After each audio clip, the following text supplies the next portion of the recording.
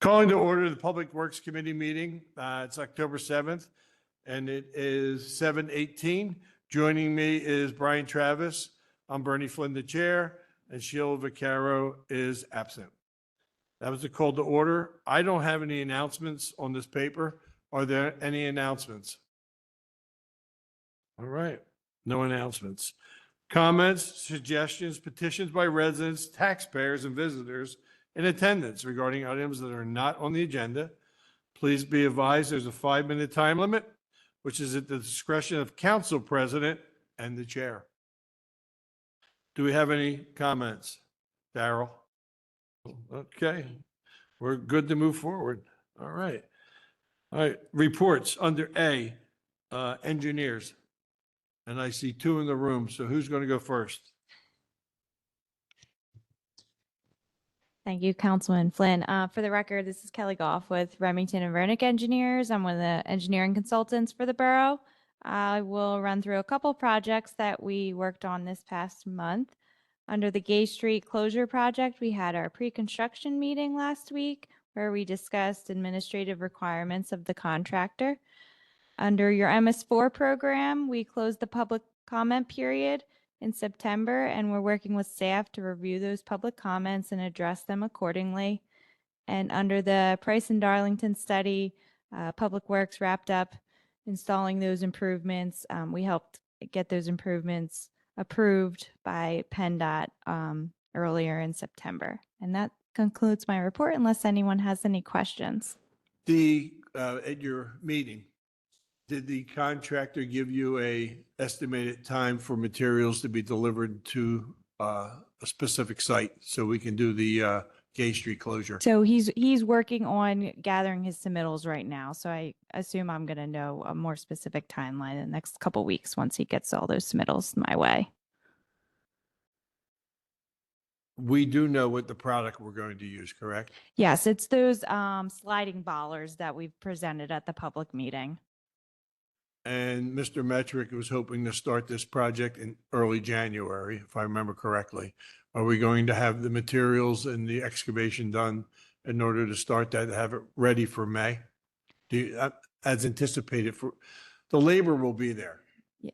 And I've always asked the same question about materials coming from overseas with tariffs and stuff like that. Yeah, so the materials will be the critical path in this project, the lead time on the materials, and we'll have a better idea on if the lead time has changed since we last checked a few months ago. But at this time, we're anticipating it being done by the end of May. As the vendor for the materials, do they have a United States presence that if something goes right or wrong, or inspector or whatever, to make sure that the mechanisms are working properly? They do have representatives in the United States. Warehouses for material, you don't know? I'm not aware of any warehouses for materials in the United States, but I can look into that for you. For me, the critical path is, once you set a construction document into place, you're following times and schedules. That critical path needs to be, as you know, needs to be followed almost to the letter in order to have a completion on time, under budget, or on time. So yes, I love the absolutely. budget part. So Yep. but that's the important part, and I've been asking that question for about a year and a half now about materials, and I would hope that the vendor has a better answer for you, that you can supply to us from. Yeah, I should be getting those submittals in the next couple of weeks from the contractor. Okay, thank you. Thank you. Mr. Travis. Further questions? Thank you, Ms. Goff. Thanks. All right. Good evening, evening. Council. For the record, I'm John Renzo with Pannoni, Borough Engineer. I think up there is our monthly engineers report / agenda for our monthly coordination meetings that we have with borough staff and directors, and Mr. Metrick and his directors with the borough. Sean at our last meeting in September asked me to come by tonight and give a brief overview of one capital project that's about to get underway in about 2 weeks. And that is the Taylor Run Stream Restoration Project, which will be taking place at the corner of North Everhart and Hannum. behind the orthodontist office there. I believe, Bill, we have a couple of visuals for this one. You want to put them up? It is an MS4 project, stream restoration MS4 project to get PRP credit for the borough for sediment reduction in the stream. We do have a DEP permit to complete the work as well as approval from the Chester County Conservation District. As he's finding the visuals for Yeah. you, John, we're actually using an out-of-state contractor. We are, yes, it's Green Okay. Team Industries out of Maryland. Okay, and where are they? We have a pre-construction meeting scheduled for this Friday with the contractor, and Will Williams will attend on behalf of the borough, and we'll discuss that there. We do have stabilized construction access. That's not shown on that plan, but our construction access is on the left-hand side of the site, right above the end wall on either side. Where you see that green and yellow line is where the plan shows for E&S controls where the construction access is supposed to be. We do have easements from all three affected property owners, construction easements and access easements that allow access to the property. Will has already reached out to those affected property owners to begin that coordination. So we'll have some more information after Friday's meeting to continue that coordination about laydown areas and staging areas. And where are they going to store all the materials Yeah. prior to doing it? Because we don't have a borough-owned facility anywhere near there. Correct. We will discuss that on Friday, and I can report back after that meeting. But we're well aware of the site constraints about where they could have a staging area and a laydown area. There's not a lot of material that needs to come into that site. Most of it is going to be material that's being mucked out and taken away. The largest probably delivery of material would be the large, what we're going to call imbricated riprap, large riprap stone that's going to have to be delivered to the site. And used along the embankments for structural stabilization, not structural, but stabilization of those embankments.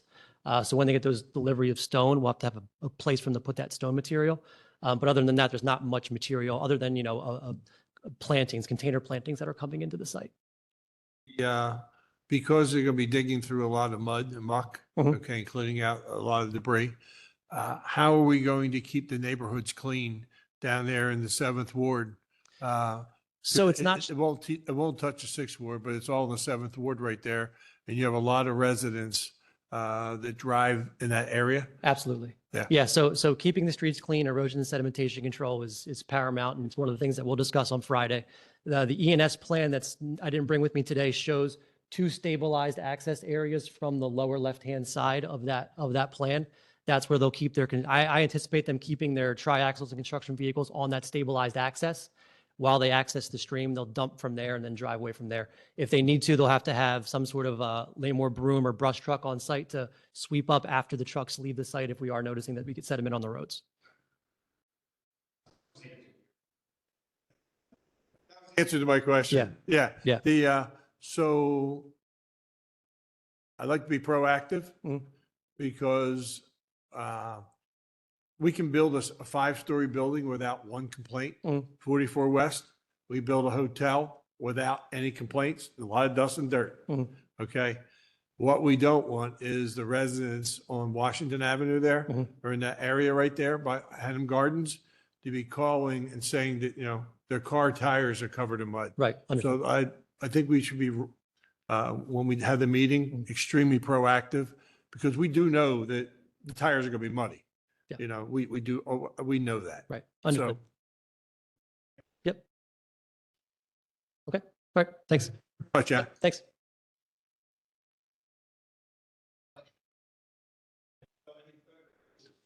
come on up, Lisa.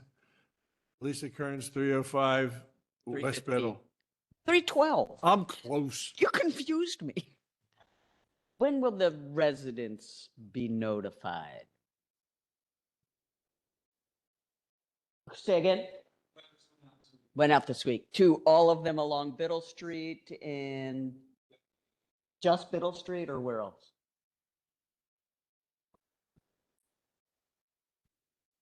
Thank you, Lisa. So we're not really expecting any disruption to the neighborhood. Obviously, there'll be a little sound and activity, but we sent letters to everyone on that leg of Biddle Street. Is it Providence Church?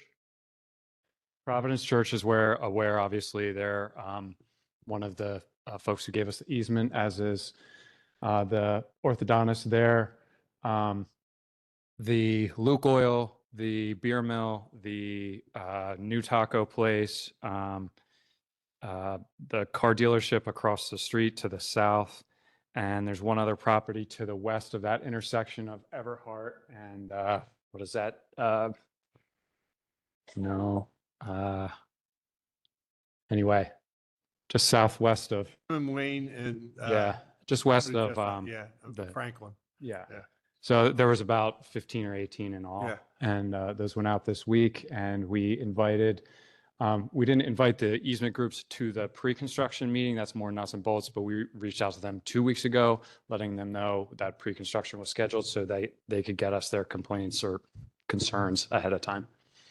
The residents are pretty well used to disruptions because of Aqua and Pico. I mean, they just tear up any streets they want to tear up and blockages.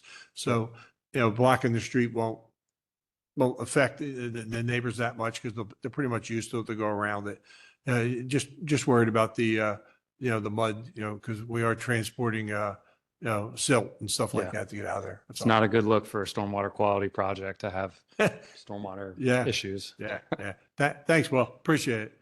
Lisa, did that answer you? Okay.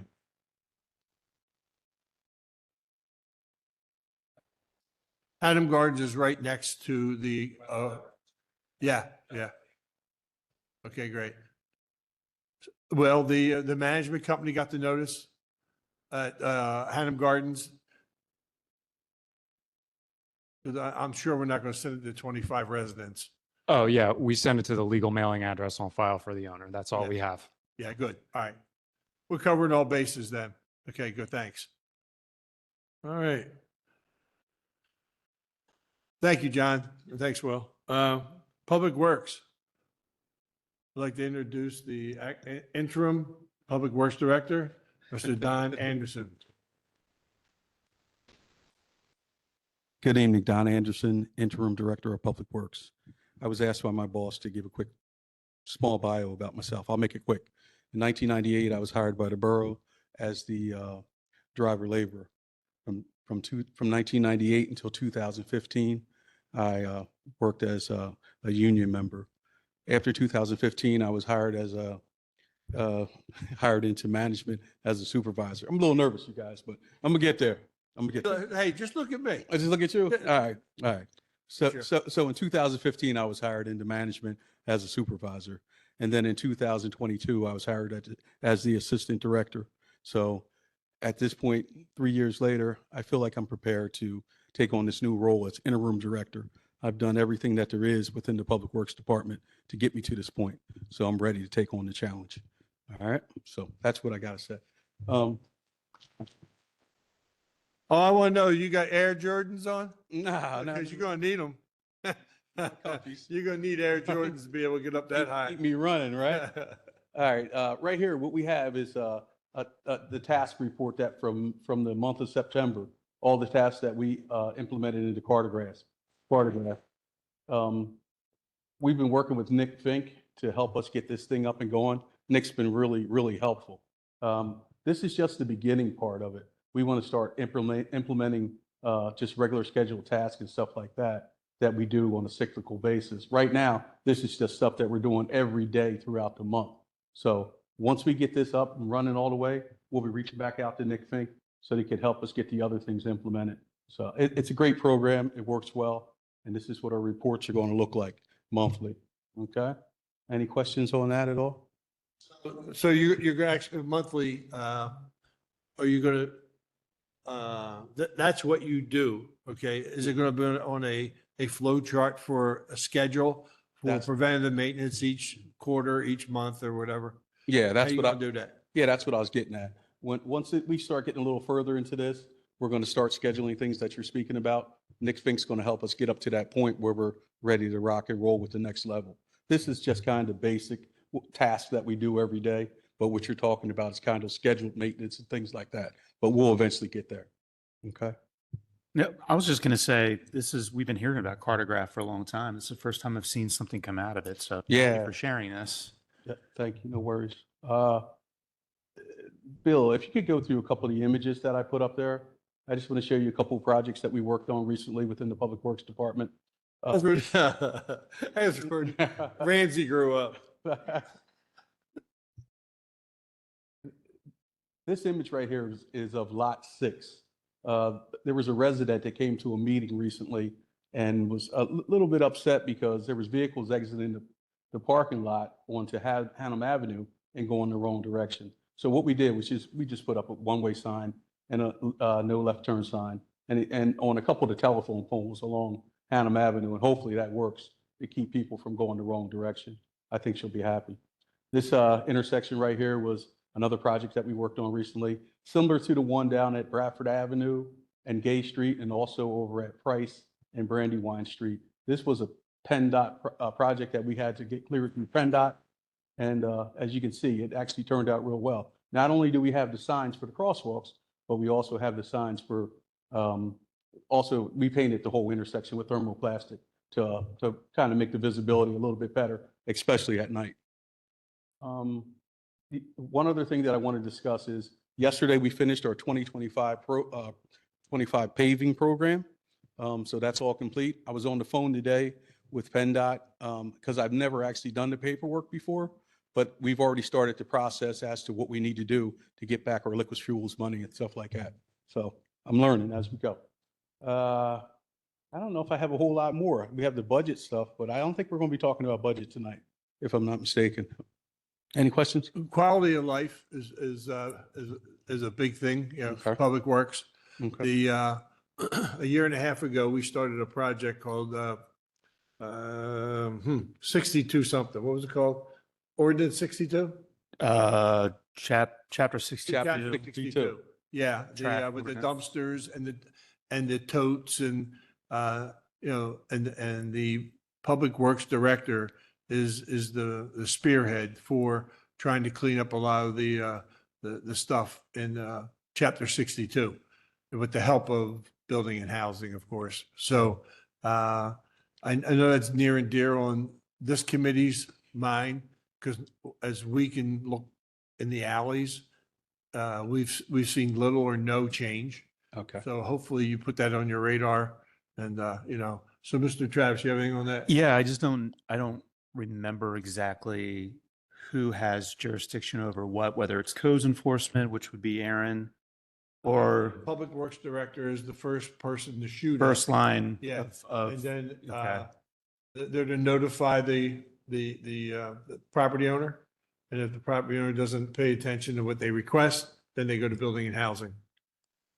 Yeah, so thanks, Bernie. So to Bernie's point, I think we wrapped it up in the spring, or maybe it was the late spring this year. We finally put that ordinance. We had a hearing on it, it went in force. Mhm. I don't know if anything's been enforced on that yet. Okay. And so that was one of the questions that we actually got public comments on is, are you creating something that won't be able to be enforced? And we were assured that it would be, Gotcha. but so far it doesn't look like much has changed. If I went back to my pictures I took in December and I took them again in the summer, they would look a lot alike, except for there's green leaves on the trees that are starting to fall. Well, The Yeah. low hanging fruit is when you drive up and down the alleys, is the totes.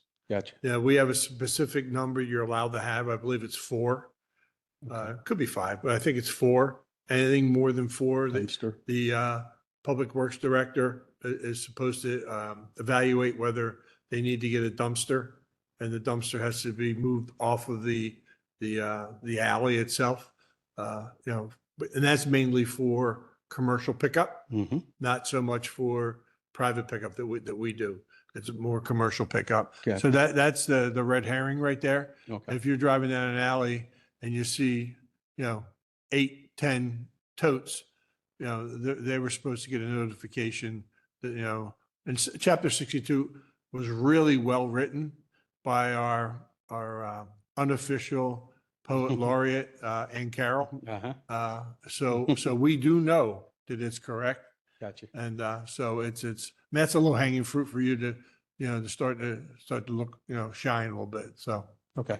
Well, I apologize for it not getting taken care of, but I'll do everything I can to start working on this right away. I understand it's an issue that's been going on for a long time. And people don't want to see a whole bunch of dumpsters and toast sitting out along the street. So we'll do what we have to do. I can assure you we'll get it taken care of. Okay. Question for, Yeah. for Ramsey. We did send notification out when that ordinance went in force to,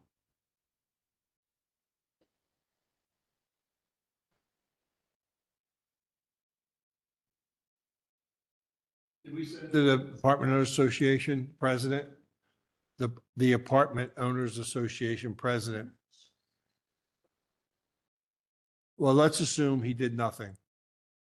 So, and that's kind of cold on my part. So maybe we should, I think Scott Zukin is the president of the association.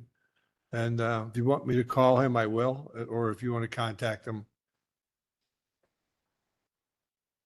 Okay. We start with the president and he can disseminate it to his, the people that pay dues to the Department of Association. Yeah. Just point me in the right direction. I'm not familiar with it. I'll make sure the phone calls are made or reach out to Zukin or whoever it is. Just send me who I need to speak with. We'll get it addressed. Okay. Is that Any it? questions for the newly minted? Bernie's something else. Oh, we have two. Okay. Yeah. We got, Can you put up photo 2 again for me? Okay.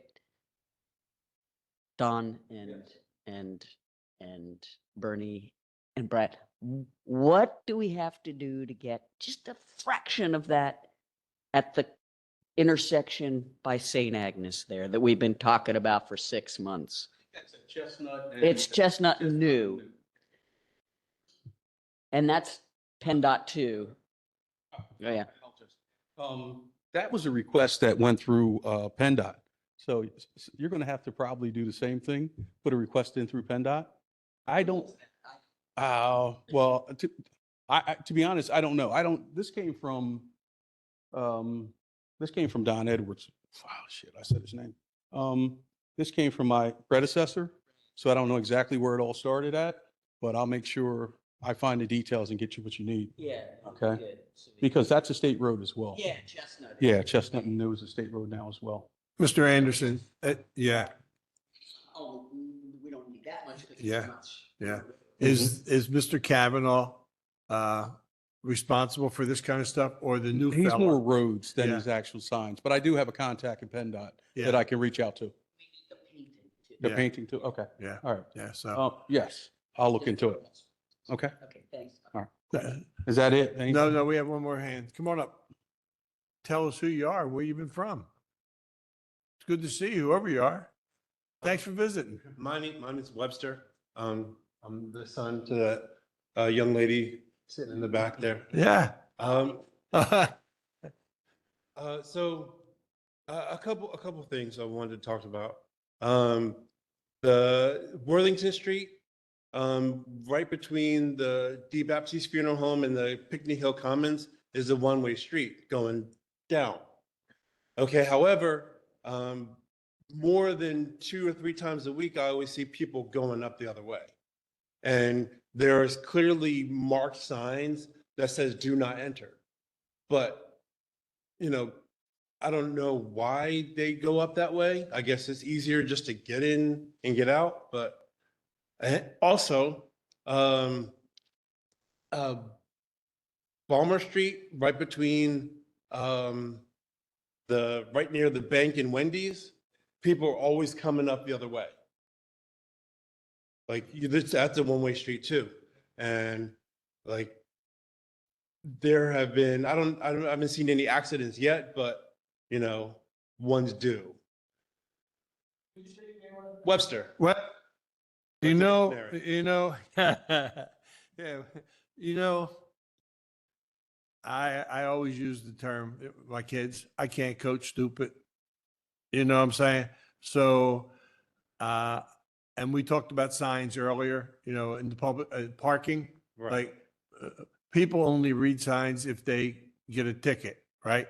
So all of a sudden, they're snapping their the millennials, they're snapping stuff and saying, and taking pictures of where their car was or where it wasn't and all try to prove their case. Yes. I don't have an answer for you. The young lady who's sitting beside you, she controls the heavy hand here in the borough. The guys that, that handle that enforcement, but please don't get hit. Keep your head on a swivel so you see them cars coming the wrong direction. But I don't know how to stop them. No. So there are currently one-way signs. Yeah, there's signs And there. no, Yeah. and a no left turn sign on the Bullmar Yeah. Street, Right. and people aren't seeing them. And people aren't seeing They're not them or seeing not paying them. attention or. They don't care. something. They just don't care. Oh, here you go, Webster. The signs. We had a problem with the signs on the parking kiosks. I mean, Mr. Anderson, he'll tell you, we saw the lady twice now shimmying this pole. But do you think the signs are at the right height? Yeah, they're about 7-8 feet up. Okay, that's where what they're people supposed to can be. see 'em Yeah. Just above eye level. Are they old? Or do they need to be refreshed? No, Okay. I don't think so. Okay, because sometimes they're worn out Mhm. and they're not brilliant enough that people would pay attention to them. So I thought maybe we could refresh them, but that won't help, huh? So I don't, you have an answer? Me? Yeah. Oh, I'm just checking. No, Because I don't. I don't have an answer. I'll figure one out. Yeah, come back and see us again, Webster, because Mr. Anderson, you got an answer? Please. On Bolmar Street, what he's referencing, a lot of times people come out of the donut shop and if the sign isn't there across the street, let me back up. What I want to do is go to the intersections and streets and see exactly if everything that needs to be there is there.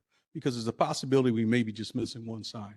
So as far as what I was going to say about the donut shop, people exit out the donut shop onto Bolmar Street. And if that sign isn't across the street that says one way, they actually go towards Market Street. So I need to get to that intersection, check to see exactly what's going on to make sure we have the proper signage there. So I've seen that happen on occasion. That sign gets knocked down and then you have people going the wrong direction on the street. So just let me get a chance to take a look at it and I'll get back to you. I'm a little confused when you say donut shop. Is that a Dunkin' Donuts? The donut shop, the Dunkin' Donuts right there. Okay. Yeah, I've never been there, but when they Hold on. when they exit out on, I said a prayer for you on that. thank you. When they exit out, Devil, get behind them. there you go. When they exit out from there onto Baltimore Street, there's a sign that's directly across the street Yeah. where the bank's at. Yeah. If that sign's missing, they don't know which way to go. Yeah. So they'll make that right-hand turn heading down to Market Street. Yeah. The same thing at the tire shop that's right there. There needs to be a sign directly across the street that I know was there at one point in time. I don't know if it's still there. But let me get a chance to take a look at the intersection, see if we need some type of signage or if they need to be refreshed, and we'll get it taken care of. Okay. Okay? All right. All right, cool. Webster, how do we get back in touch with you after Mr. Anderson does his investigation? Oh.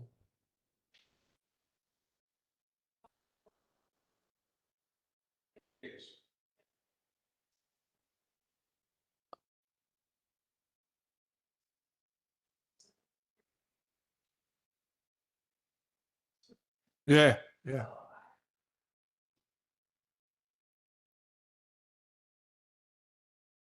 Yeah. All right, you got it?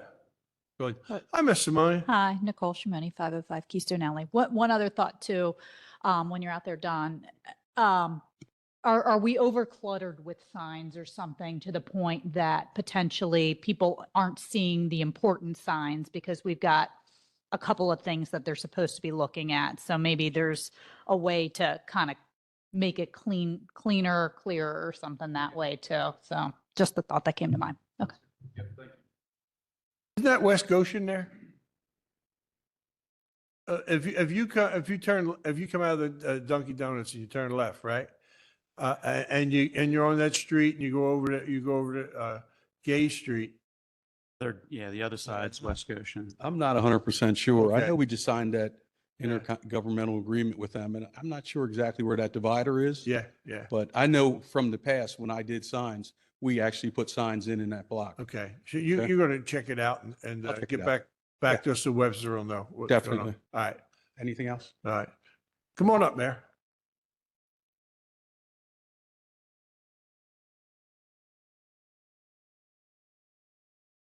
going to say that is the line, Palmer Street. Yeah, that's what I thought. Yeah, So on this side where the Dunkin' Donut is, that's Us. Westchester.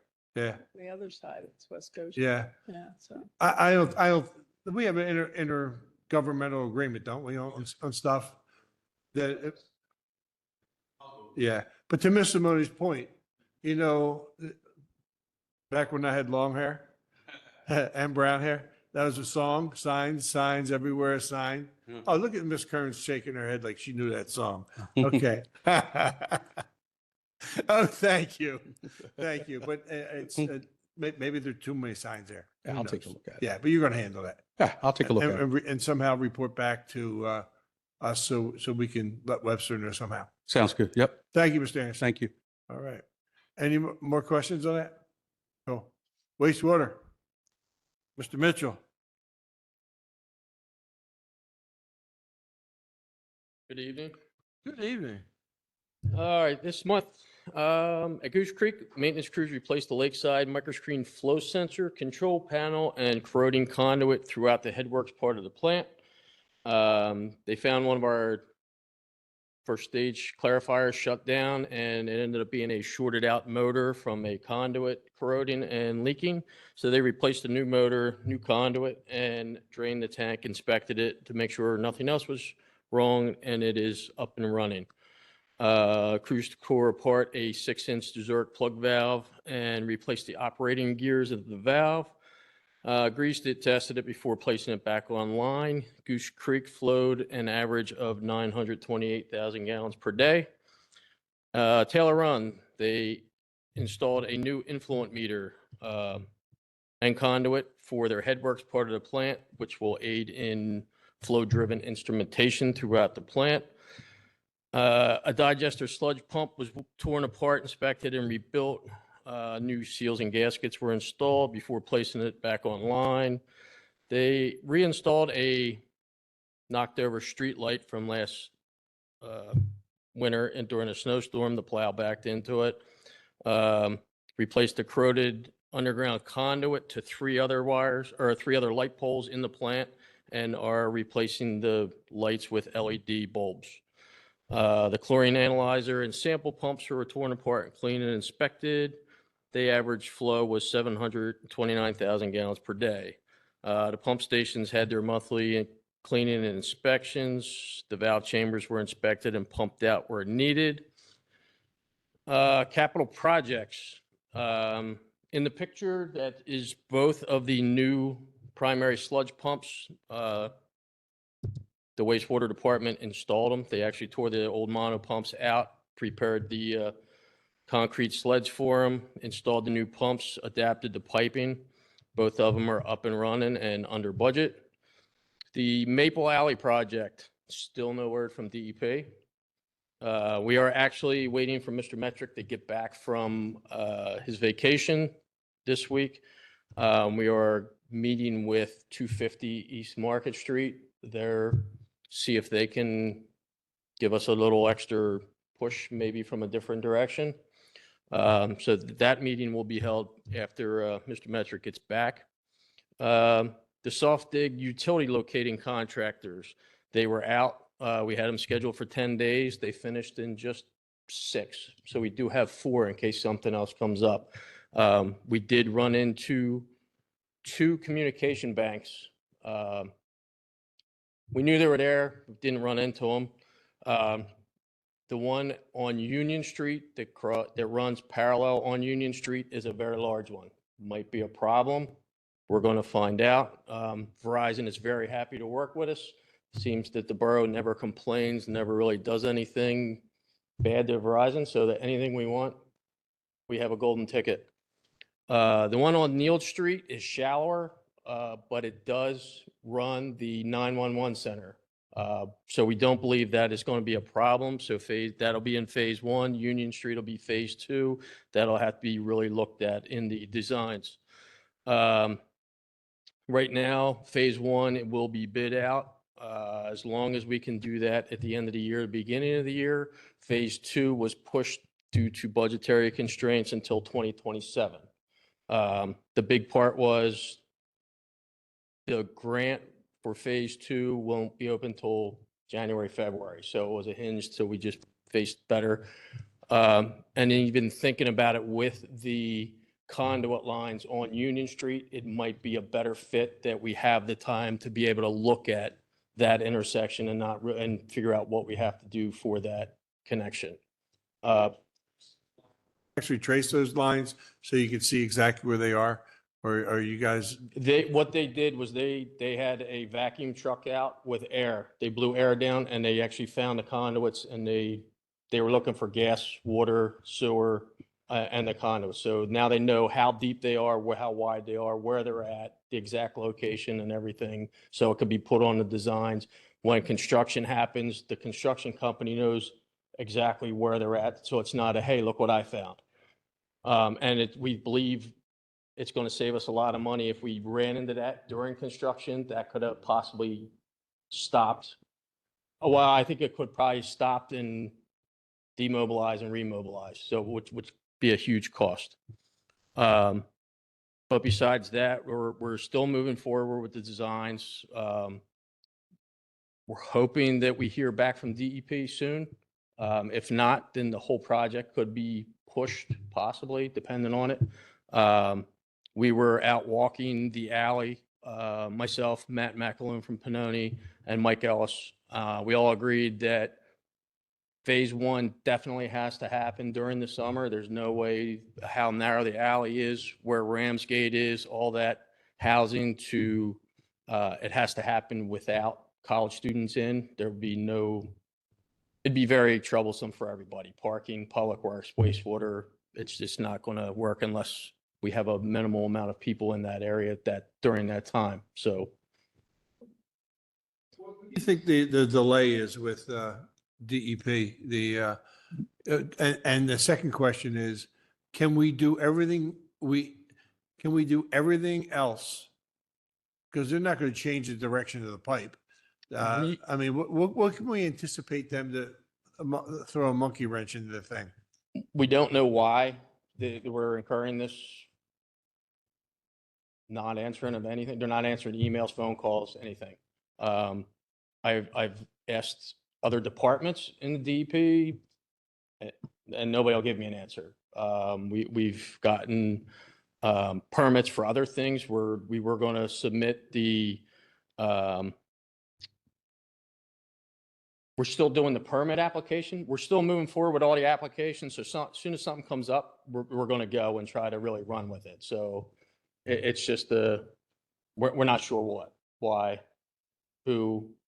So that's the reason why we're reaching out to 250s market, or yeah. You know, during election seasons, And then we have what we call dead voters. You know, people that don't live there anymore, or people that have moved that we don't have the right information.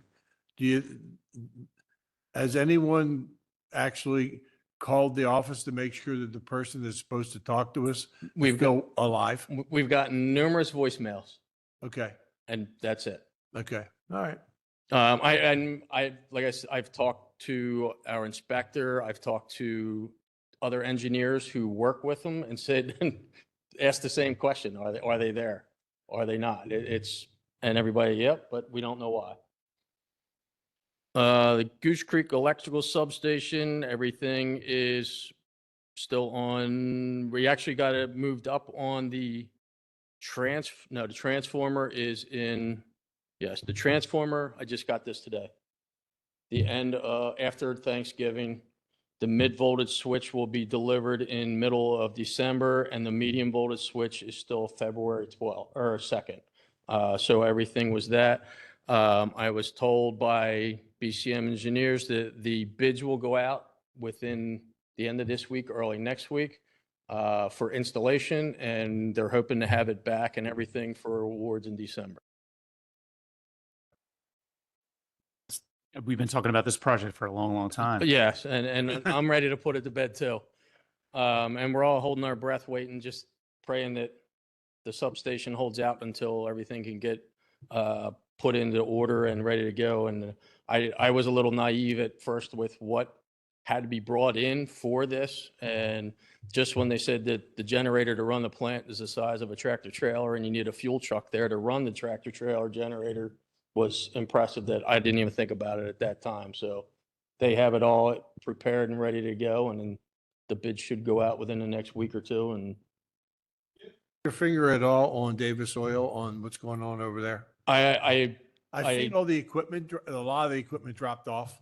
was told they are waiting for one piece of equipment to come in so they can make sure that it runs. They adapt it, they have permits in through Pico, so they can put 2 transformers in, one on, what are they on? Worthington, across from the recycle center. And I believe there's a small one to run their pumps on Bernard. To answer your question, you emailed me a while ago and I forgot to email you back. I apologize. There should be minimal to no noise. That's all electric pumps, and everything should be enclosed in the little sheds and the containment containers that are on the property. Yeah, I think a bunch of us had that concern. So it's all mostly electrical pumps and everything. So the noise should be minimal to any. But I was told as soon as they heard back from Pico with all their permits and everything, they were going to start rolling, and they're hoping to get it up and running to move along. One more question, quick question. The developer for 250 East Market, have they been reaching out to us to try to get a status on that phase 1 and phase 2? And We had our kind of a rough list on how we were going to go of Mike Ellis and Pannoni, myself reaching out numerous times. And then we asked Sean Metrick as the borough manager, let's move it on 250 East Market. Let's go. Okay, now do we go to a state representative? Do we go? So where I was kind we of have a thinking plan of that point. order. I think we're at that point. Where they just started reaching out, I believe, a week and a half ago, and we were getting ready to schedule a meeting. And so we're just waiting for Mr. Metrick to get back. Yeah, we can assist with that also. So yeah, we're moving down up our list as you want to say it, however you want to say it, for more clout people to try to put a fork somewhere. And the residents here? All right, thank you. All right, Parks and Rec?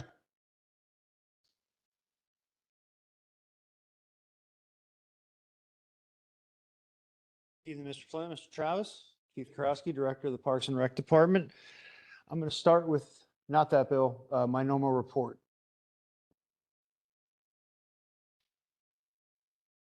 I'll get to that later. You're asking me about that.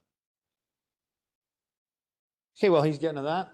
I do want to thank the Friends of Marshall Square Park. The Civil War Monument projects, pretty much done. They're just got the fencing up to let things kind of grow back in and fill in a little bit of this here and there, but they've done a really good job with that. Obviously that was supported and approved by the borough.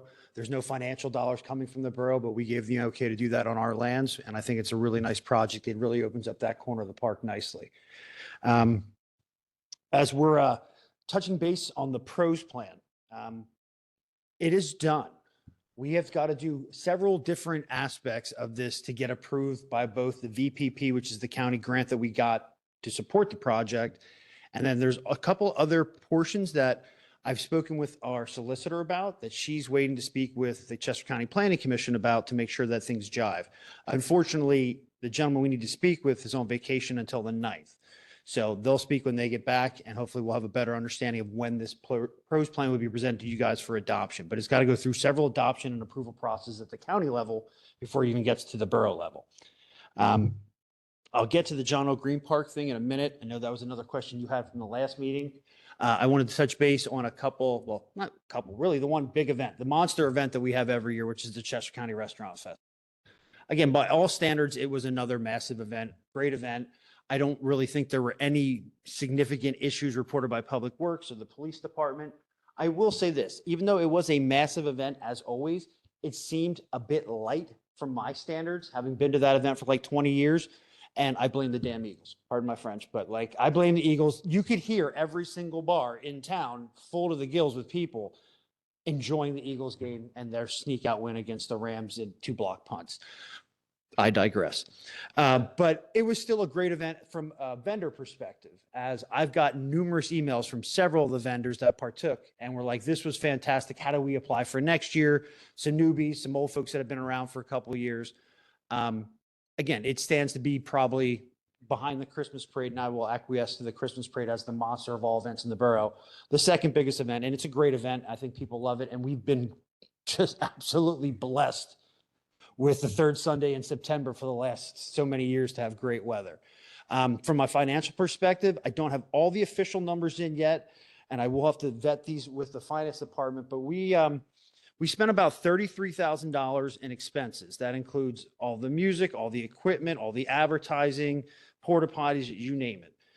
Revenues, including sponsorships, vendor spaces, the purchase, or excuse me, the rental of the equipment through us and our vendor for the event, we came out to about $52,000. Now we get into the manpower cost of the event. The manpower is based not on the special event application numbers, because this is an internal event. It's based on actual numbers and dollars of what we're paying our employees. That total cost came to approximately just under $14,000. So we took in about 52. We spent about, give or take, 46. So we're somewhere in the neighborhood of about 5,000 to the black. Again, I don't have all the numbers in specifically, but I think when it's all said and done, it'll be I don't call it a profitable event, but a break-even event for sure. With that said, I do want to get into the memo. If you could go back to that, Bill, for me, please. You'd asked me to kind of break down the John O. Green project and how things are going there. Again, as I mentioned before, and I think previous, either last month or the month before, we didn't get the one smaller grant that I was really hoping for to help support the splash pad. We're still looking at alternative funding sources for that. I'm actually applying for a Pico Green Region grant, considering that used to be there's still a Pico substation there. I'm hoping they look favorably upon our grant. That could be $10,000 in our pocket. And I'm also looking to a couple other funding sources to help meet that $30,000 difference. One potentially being the Friends of Westchester Parks and Recreation. We have numerous small, I don't call them small, but for each individual park. But then we have an overarching group that's been in existence for about the last 15, 18 years that's got a nice chunk of change in their coffers. And their next meeting is at the end of this month, which I will be attending and kind of asking for support in this project.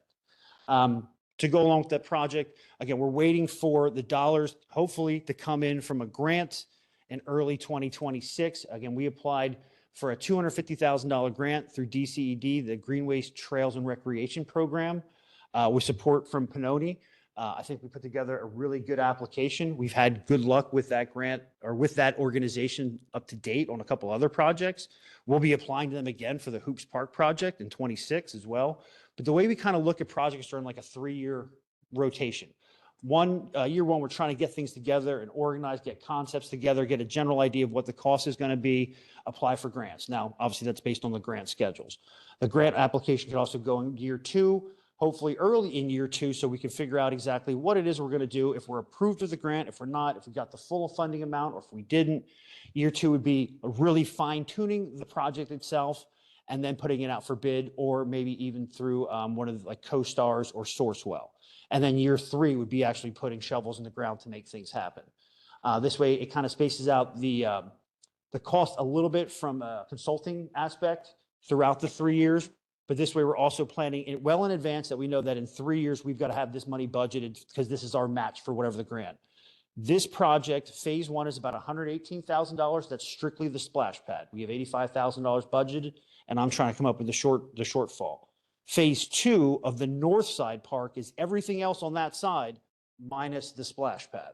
That was a $305,000 project. We're looking to get $250K supported by a grant, which would leave us on the hook for about $55K.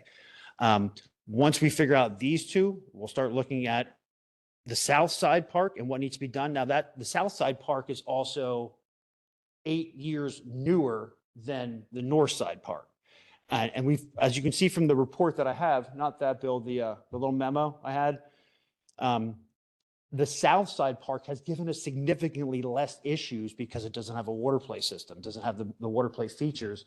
That was the biggest issue and the biggest cost out of our, our budgets over years was, and I'll be quite frank, I think it was a bad design from the get-go. The design of the park and everything, great, but the poured in place rubber was just not the right material to use for that area.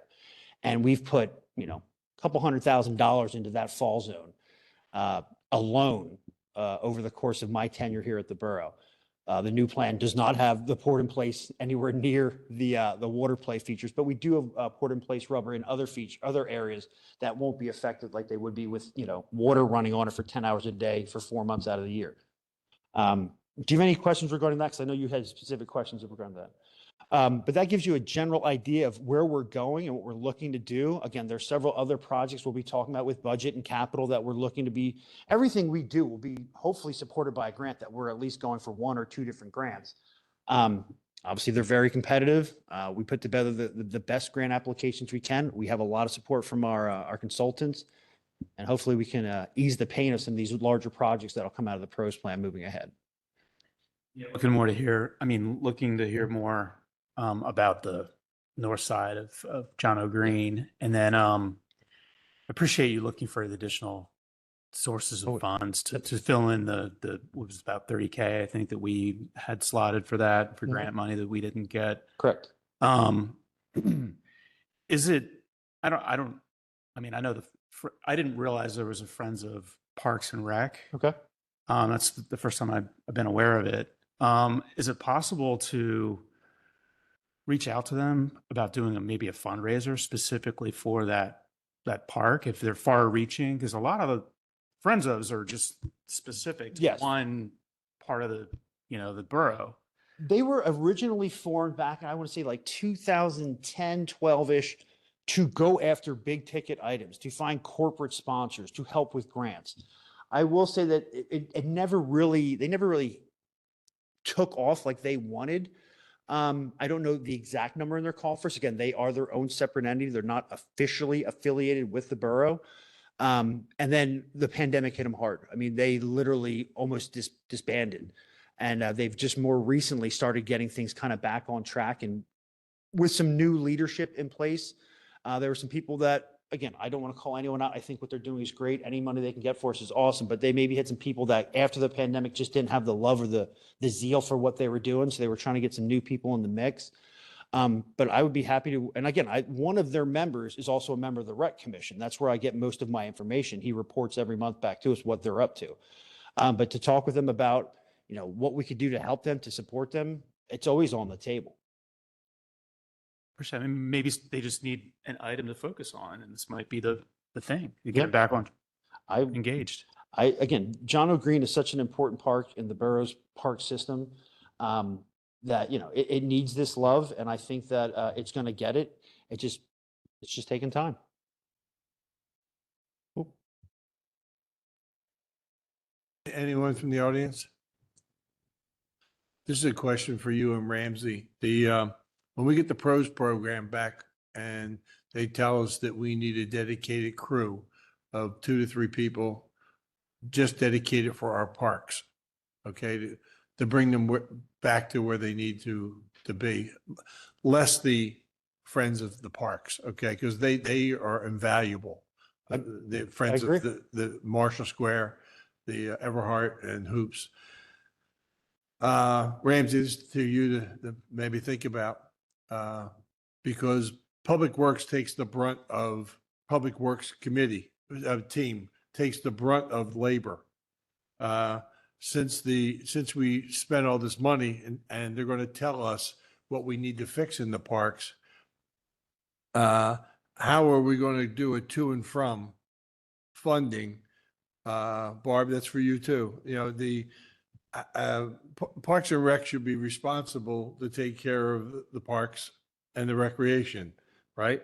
So in their line item, I would think that we would have some kind of enough money in there to compensate the Public Works Department for the labor that's going to take to fix the parks. So, I don't know how that works. but that's a thought I I had. think there's two conversations to be had. I think one, I think Don is already working towards more proactive maintenance and using Cartograph as a way to engage with the parks that maybe we haven't been doing in the past for upkeep.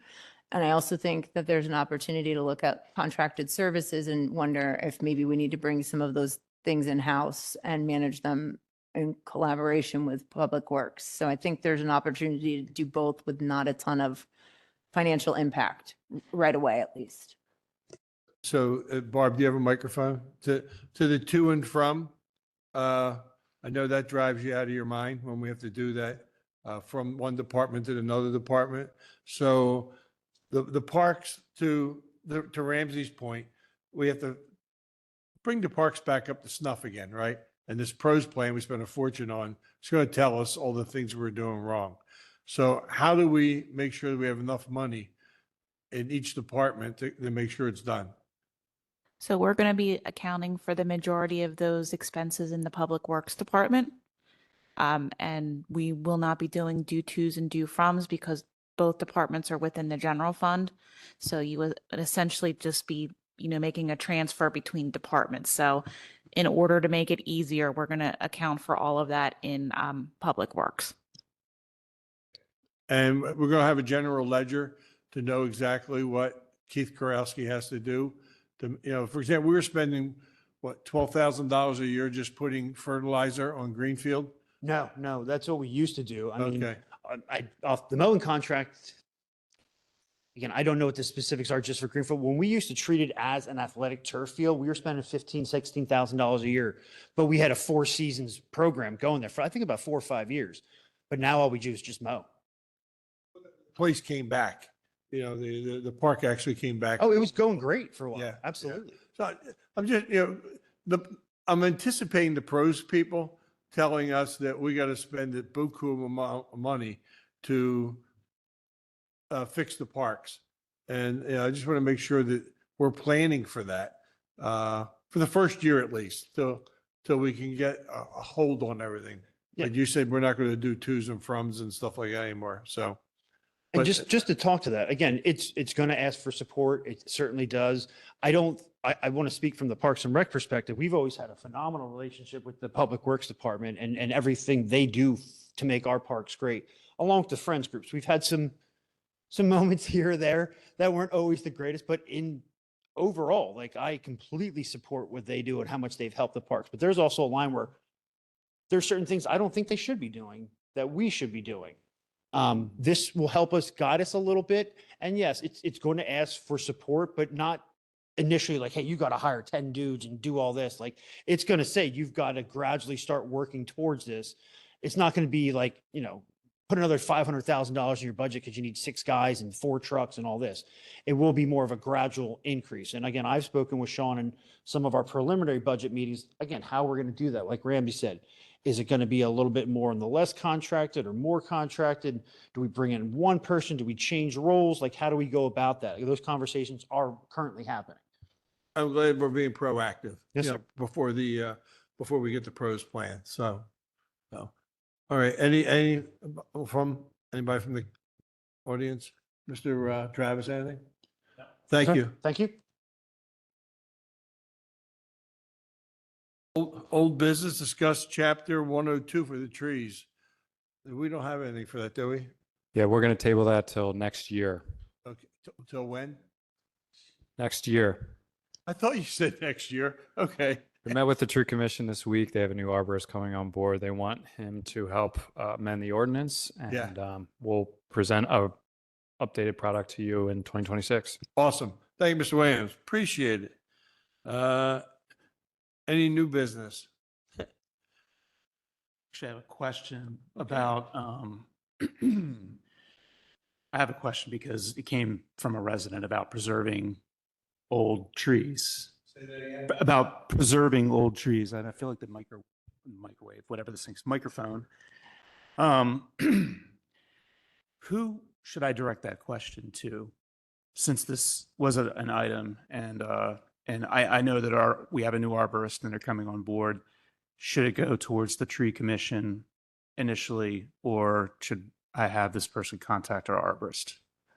It's regarding saving legacy trees, which we actually talked about last meeting. Yeah, send me an email tomorrow and we'll get the tree commission involved at a minimum and perhaps a new arborist. So thank you, Will. Thanks, Will. When Chip Horn was here, the main thing was trying to save the heritage trees. I think it's over 25 inches. I think it was, or 24 inches. 24 inches on private property. And what we could do to compensate the people through the stream protection, which they want to remove. So we'll get a full report next year and move forward, just having contact. The main thing, what Chip wanted to get through there was the verbiage, what is dead and what's almost dead and should it be dead? So, those are the things Chip was trying to get through. Then we got in the weeds on compensation. If you take a tree down, you have to put X amount of trees up or pay an enormous penalty, a fee in lieu. And that's where it got derailed. So that's why we backed off of it. But thank you. We'll talk about that next year. All right. Thanks, Mr. Williams. Any other business? All right. We're adjourned at 8:09.